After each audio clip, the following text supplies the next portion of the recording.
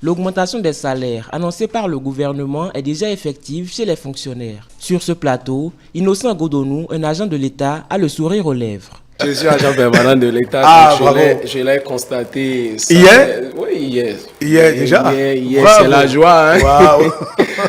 Bon, la joie après plusieurs mois non seulement de réclamation, de difficultés, parce qu'il faut le souligner, il y a la cherté de la vie et le gouvernement, certes, n'est pas resté insensible à ces situations-là. Il faut dire que très tôt, le gouvernement avait annoncé que ces mesures-là seront prises, mais il y avait des facteurs exogènes qui ont fait que ces mesures-là n'ont pas été matérialisées directement. On peut citer la crise russo-ukrainienne et aussi d'autres.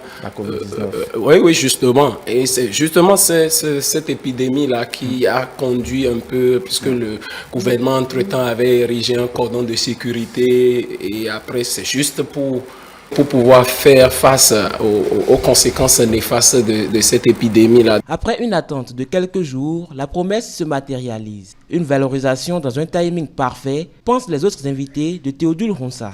Moi, je dis, aujourd'hui, cette promesse faite par le gouvernement et qui se respecte, c'est une très belle chose. Et vous vous rappelez, le gouvernement a décidé que ça soit le 1er janvier 2023, que ça se oui, évidemment, mais les travailleurs ont décidé que ça vienne très tôt. Et aujourd'hui, le hautement social, tant proclamé ou tant clamé, est en train de se matérialiser. C'est une très belle chose. Je suis même de ceux qui pensent que c'est la loi de finances 2023 qui va prendre ça en compte, et donc que le démarrage ne peut être que 2023.